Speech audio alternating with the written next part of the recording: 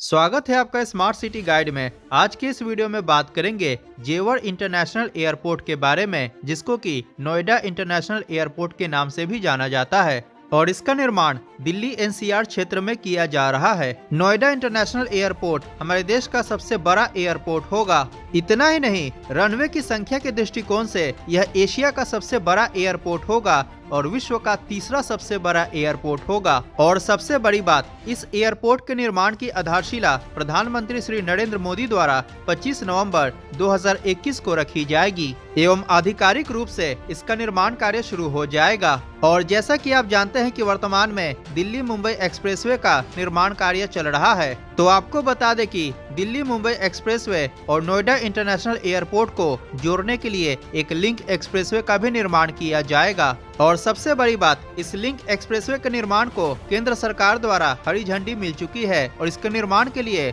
जमीन अधिग्रहण का कार्य भी शुरू हो चुका है। इसके अलावा अन्य कनेक्टिविटी के लिए नोएडा इंटरनेशनल एयरपोर्ट को मेट्रो कॉरिडोर, आरआरटीएस कॉरिडोर और बुलेट ट्रेन इत्यादि से भी कनेक्ट किया जाएगा, जिसकी चर्चा इस वीडियो में आगे विस्तार पूर्वक करेंगे। सबसे पहले नोएडा इंटरनेशनल एयरपोर्ट परियोजना के बारे में बात करते हैं। नोएडा इंटरनेशनल एयरपोर्ट एक ग्रीनफील्ड पैसेंजर कम कार्गो एयरपोर्ट होगा, जिसका निर्माण उत्तर प्रदेश राज्य के गौतम बुद्ध नगर जिले के जेवर टाउन में किया जा रहा है। यह एक अंतर्राष्ट्रीय हवाई अड्डा होगा जो कि दिल्ली एनसीआर को सर्व करेगा। इसके साथ ही यह भारत का सबसे बड़ा एयरपोर्ट होगा। वर्तमान में दिल्ली में इंदिरा गांधी इंटरनेशनल एयरपोर्ट मौजूद है, जो कि दिल्ली एनसीआर के लिए अंतर्राष्ट्रीय हवाई सेवा प्रदान करता है। परंतु हमारे देश का एविएशन सेक्टर प्रति वर्ष 15 से 20% की दर से वृद्धि कर रहा है और हवाई यात्रा करने वाले यात्रियों की संख्या दिन प्रतिदिन बढ़ते जा रही है। इस प्रकार पिछले कुछ वर्षों से इंदिरा गांधी इंटरनेशनल एयरपोर्ट पर पैसेंजर्स का दबाव काफी बढ़ चुका है और आने वाले कुछ वर्षों में यात्रियों की संख्या इसके क्षमता को पार कर जाएगी। अतः इन्हीं सब परिस्थितियों को देखते हुए जेवर में नोएडा इंटरनेशनल एयरपोर्ट के निर्माण को प्रस्तावित किया गया। सर्वप्रथम वर्ष 2001 में राजनाथ सिंह द्वारा इस एयरपोर्ट को प्रस्तावित किया गया था और उस समय राजनाथ सिंह उत्तर प्रदेश के मुख्यमंत्री थे। वर्ष 2003 में इस एयरपोर्ट परियोजना का टेक्नो फिजिबिलिटी रिपोर्ट तैयार कर लिया गया, जिसको कि सेंट्रल गवर्नमेंट द्वारा अप्रूव भी कर दिया गया, मगर यूपीए की सरकार में इस प्रोजेक्ट को होल्ड पे रख दिया गया। वर्ष 2015 में एनडीए की सरकार में इस परियोजना के लिए आवश्यक शुरुआती 2200 एकड़ जमीन के अधिग्रहण के प्रस्ताव को सिविल एविएशन मिनिस्ट्री द्वारा अप्रूव किया गया। आपको बता दें कि सभी फेजेस को मिलाकर इस एयरपोर्ट का पूरा परिसर लगभग 4752 हेक्टेयर्स होगा। फिर आगे चलकर अगस्त 2018 में Noida international airport company limited की स्थापना की गई। नवंबर 2018 में उत्तर प्रदेश राज्य सरकार द्वारा जमीन अधिग्रहण के लिए 1260 करोड़ की राशि को मंजूर किया गया। जेवर एयरपोर्ट परियोजना के फर्स्ट फेज में लगभग 1334 हेक्टेयर्स अर्थात 3300 एकड़ जमीन को जनवरी 2020 में एक्वायर कर लिया गया।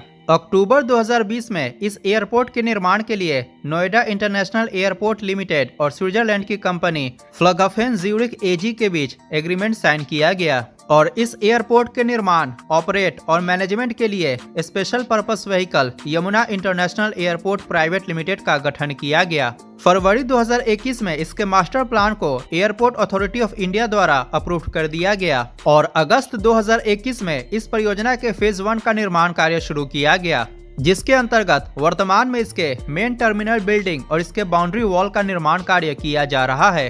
नोएडा इंटरनेशनल एयरपोर्ट का फेज 1 2024 में बनकर तैयार हो जाएगा। सितंबर 2021 में इस एयरपोर्ट के मास्टर प्लान को केंद्र सरकार द्वारा भी हरी झंडी मिल चुकी है। अतः आने वाले कुछ वर्षों में जेवर क्षेत्र की तस्वीर पूरी तरह से बदलने वाली है। जेवर एयरपोर्ट का पूरा परिसर लगभग 4752 हेक्टेयर्स में फैला होगा, जो कि लगभग 11700 एकड़ के बराबर है।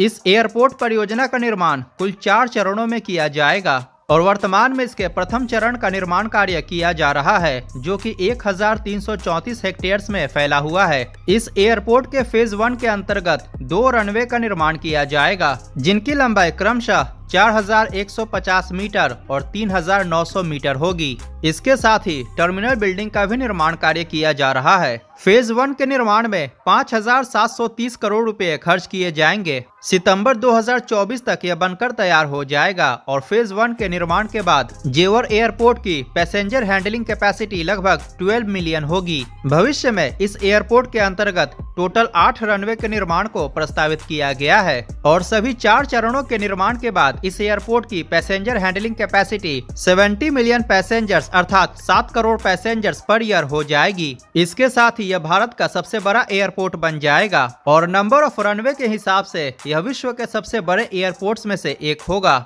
जेवर एयरपोर्ट का निर्माण वर्तमान के इंदिरा गांधी इंटरनेशनल एयरपोर्ट से लगभग 72 किलोमीटर की दूरी पर किया जा रहा है। इस एयरपोर्ट के फेज 2 में 1365 हेक्टेयर जमीन को डेवलप किया जाएगा और इसके अंतर्गत एक रनवे का निर्माण किया जाएगा। इसके बाद इस एयरपोर्ट में कुल रनवे की संख्या 3 हो जाएगी।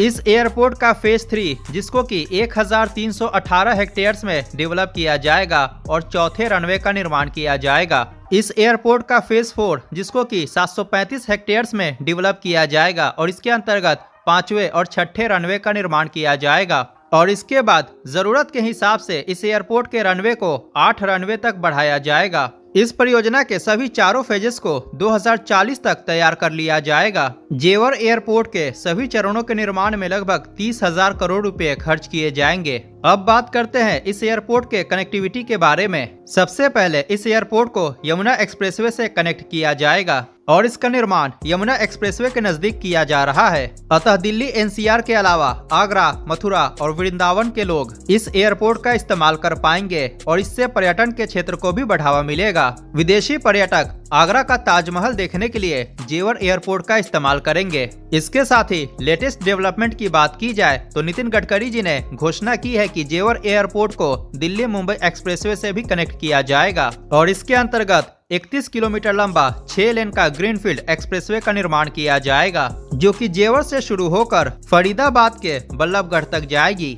अतः इस एक्सप्रेसवे के कारण जेवर की कनेक्टिविटी डायरेक्ट फरीदाबाद और गुरुग्राम से हो जाएगी। इसके कारण वहां के आम निवासियों को भी काफी लाभ मिलेगा। जेवर से गुरुग्राम तक का सफर मात्र 45 मिनट में पूरा किया जा सकेगा और जेवर से फरीदाबाद 25 मिनट में पहुंचा जा सकेगा। इस एक्सप्रेसवे का निर्माण national highways authority of India द्वारा किया जाएगा और सबसे महत्वपूर्ण बात, इस एक्सप्रेसवे के निर्माण के लिए भूमि अधिग्रहण की स्वीकृति केंद्र सरकार द्वारा दी जा चुकी है। जेवर फरीदाबाद एक्सप्रेसवे के निर्माण में लगभग 2100 करोड़ रुपए खर्च किए जाएंगे। उम्मीद है कि 2024 तक इस एक्सप्रेसवे के निर्माण को पूरा कर लिया जाएगा। इसके अलावा जेवर एयरपोर्ट को वर्तमान में दिल्ली से वाराणसी के बीच हाई स्पीड रेल कॉरिडोर का निर्माण किया जाने वाला है, इससे भी कनेक्ट किया जाएगा और जेवर में बुलेट ट्रेन रेलवे स्टेशन का भी निर्माण किया जाएगा। दिल्ली वाराणसी के बीच चलने वाली बुलेट ट्रेन की मैक्सिमम स्पीड 320 किलोमीटर प्रति घंटा होगी और यह बुलेट ट्रेन परियोजना 2031 तक बनकर तैयार हो जाएगा।